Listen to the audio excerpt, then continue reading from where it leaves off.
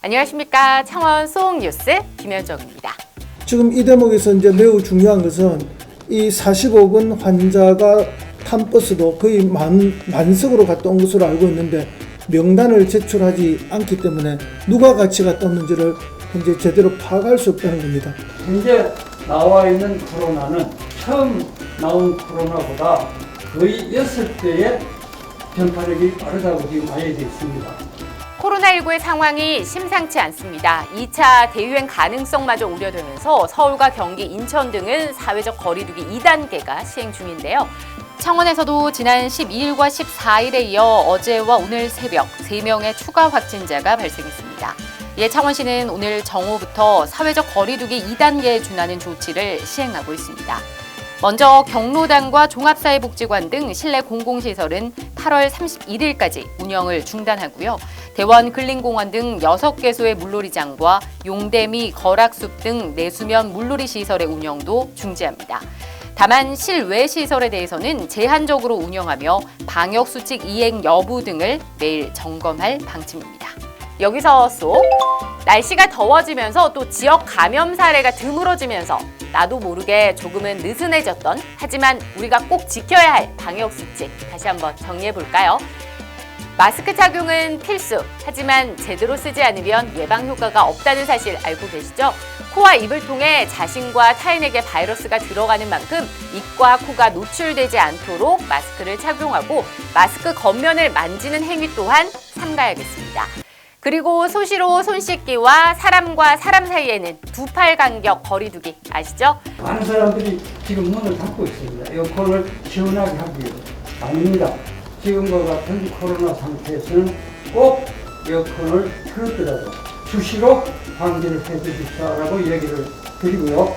두 번째는 마스크는 필히 실내에 있더라도 해주기를 부탁을 드립니다. 방역 수칙을 준수하지 않으면 언제든 지금 우리가 누리고 있는 또 살아가고 있는 이 일상을 또 코로나에게 빼앗길 수 있다는 점 절대 잊지 마셔야겠습니다.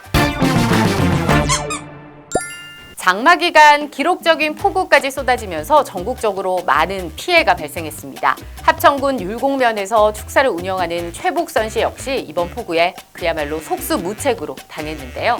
축사 주위에 몇 마리가 막 안 떠내려가려고 이렇게 허둥대다가 한 몇 시간 흘러버리니까 보이지도 않고 그냥 하우스 안에 침수해가 죽은 소도 있고 많이 떠내려가고 그랬거든. 물이 너무 많이 찼어요. 여기서 쏙! 살아있을 거라 생각지도 못했던, 영영 찾지 못할 줄 알았던 소가 기적적으로 살아있었습니다.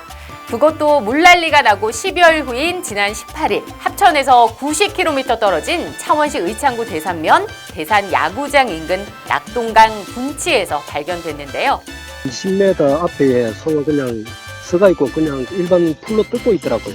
계속 위에 비가 많이 왔으니까 감내에 소는 여기서 뚜가고 거리가 있기 때문에 소밀 장소도 아니고 직감적으로 물이 이제 풀어나고 빠지는 과정에서 그늘어서 여기 있지 않나 그런 생각을 했습니다. 신고를 받고 출동한 창원시 농업기술센터와 경찰, 소방, 창원시 축협 등 관계자들은 소 귀에 붙은 이력제 귀표를 확인하고 주인에게 연락해 안전하게 인계했습니다. 이 소는 34개월의 암소로 임신 4개월이라고 하는데요. 새끼를 지키려는 암소의 모성애가 기적을 일으킨 걸까요? 최복선 씨는 다시 만난 소가 고맙고 또 고마울 뿐입니다. 축사에는 폭우로 인한 생채기가 아직 그대로 남아있지만 기적을 보여준 소에게서 한 줌의 희망을 그려나갑니다. 진짜 눈물 날 정도예요. 너무 감사하고 창원에 계신 분들이 또 구조해서 이렇게 묶어놨다 그러니까 너무 고맙게 생각하고 주위에서 많이 도와주시고 했으니까 잘 돌보고 잘 키울게요. 이번 주 소식은 여기까지입니다. 구독 꾹, 꾹꾹 깍깍, 소문 뿅뿅. 다음 주에 만나요. 안녕!